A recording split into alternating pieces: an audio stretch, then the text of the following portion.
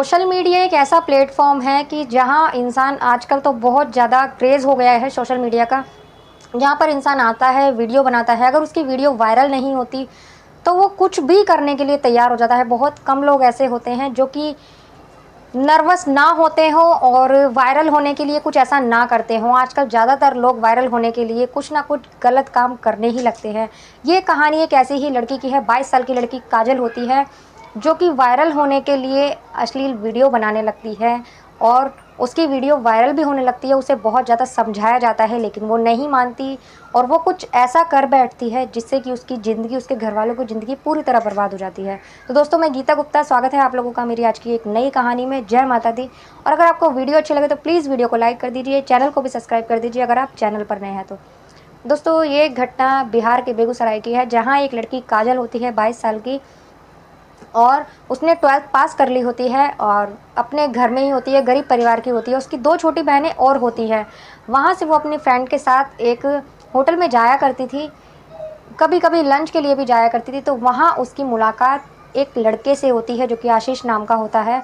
अब वो उसको रोज़ देखा करती थी, वो उसे देखने लगती है, वो लड़का भी उसे देखता था और इसी इसी बीच दोनों की दोस्ती हो जाती है। फ़ोन नंबर ले लेते हैं एक दूसरे का, फ़ोन पर बातें करने लगते हैं।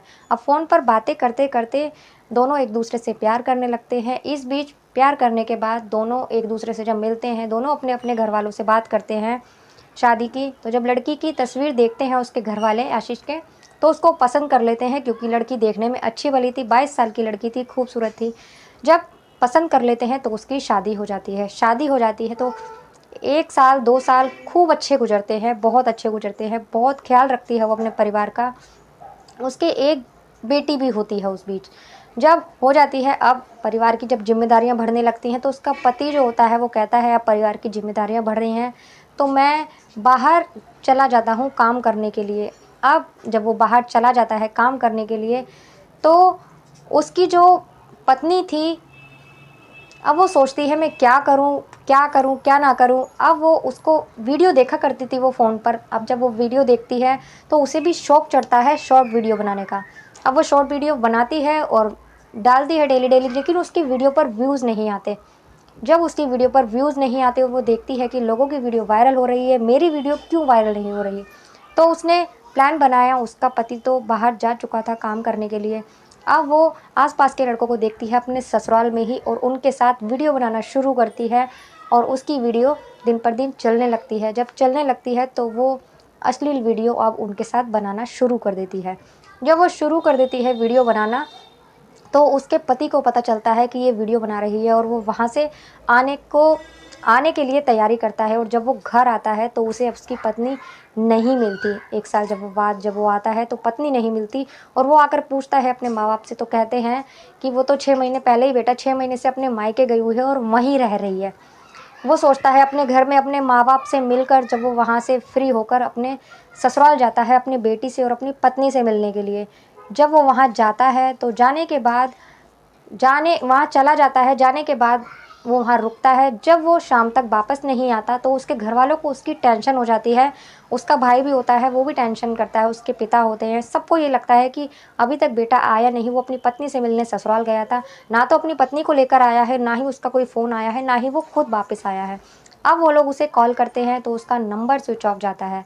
उसके ससुराल में उसकी पत्नी को, उसकी साली को, सबको कॉल लगाते हैं, ससुर वगैरह को, कोई फ़ोन नहीं उठाता।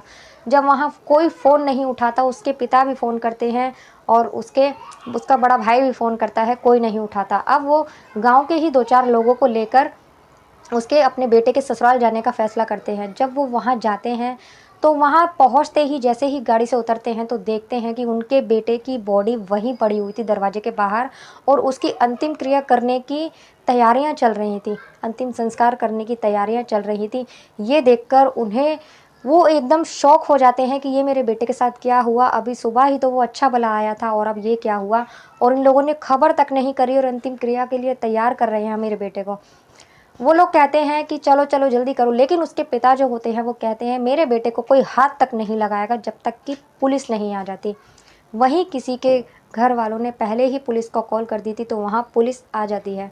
जब पुलिस आ जाती है तो उसके पिता उसके ससुराल वालों पर ही इल्ज़ाम लगाते हैं, कहते हैं कि ऐसा-ऐसा हुआ है। जब उसकी पत्नी से पुलिस पूछताछ करती है तो उसकी पत्नी कहती है कि मेरे पति यहाँ आए थे मुझसे बातचीत करने के लिए और ज़रा सी हम में कहा-सुनी हो गई थी तो मेरे पति अंदर जाते हैं, मेरे कमरे में जाकर चुन्नी से एवं पंखे से लटक कर फांसी लगा लेते हैं और किसी को बचाने का मौका भी नहीं मिलता उन्हें। और अब हम इनके अंतिम क्रिया की तैयारियाँ कर रहे हैं। वो अपने ससुर को भी यही बोलती है लेकिन उसके ससुर को यकीन नहीं होता उसकी बातों पर और उसका जो भाई होता है वो बोलता है, मतलब उसका बड़ा बेटा, मृतक का बड़ा बेटा भाई जो होता है वो बोलता है कि मेरा भाई ऐसा कर ही नहीं सकता और हो ना हो इसके ससुराल वालों का ही इसमें हाथ है। अब पुलिस उसकी पत्नी को अपने साथ लेकर जाती है, वहाँ पूछताछ करती है, लेकिन वो अपनी एक ही बात पे अड़ी हुई थी कि मेरे पति मुझसे मिलने आए थे और हम दोनों के बीच झगड़ा हुआ और ऐसा उन्होंने कदम उठाया। पुलिस सख्ती से पूछताछ करती है, उसकी जो लेडीज़ पुलिस होती है कांस्टेबल सख्ती से जब पूछताछ करती है तो वो अपना जुर्म कबूल करती है और वो बोलती है ये बात हमारी बेटी के होने के बाद की है, जब मेरे पति के जाने से भी पहले की है। मैं वीडियो बनाया करती थी और मैं वहीं के लड़कों के साथ जब वीडियो बनाने लगी तो मेरे पति ने मुझे रोकना चाहा, लेकिन मैंने उनकी बात नहीं सुनी। मैं वीडियो बनाया करती थी और जब मेरी वीडियो वायरल नहीं हो रही थी तो मैं वहाँ के लड़कों के संग वीडियो बनाने लगी। मेरे पति ने कहा कि ये वीडियो सबके सामने जाएगी, हमारी बहुत बदनामी होगी, तुम ये वीडियो बनाना बंद कर दो। अब मैं बाहर काम कमा रहा हूँ, क्या ज़रूरत है ये सब करने की? लेकिन वो नहीं मानती।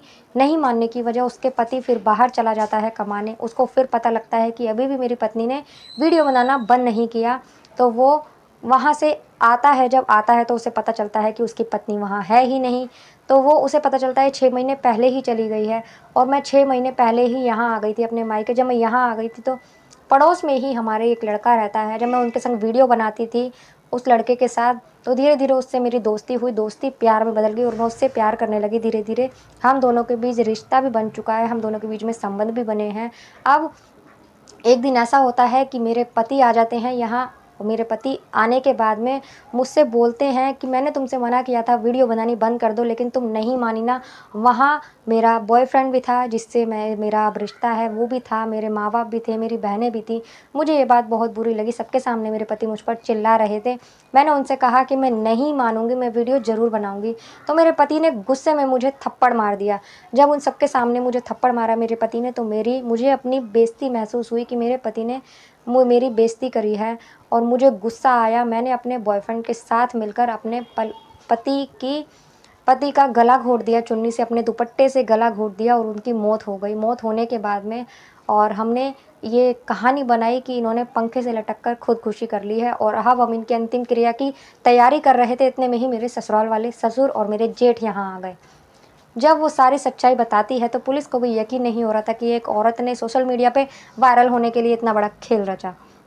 उसको गिरफ्तार करके पुलिस हवालात भेज दिया जाता है, उसे जेल में भेज दिया जाता है और उसके बॉडी उनके घर वालों को सौंप दी जाती है। तो दोस्तों आज की कहानी सुनाने का उद्देश्य किसी को परेशान करना, किसी को दुखी करना नहीं था, सिर्फ आपको जागरूक करना था।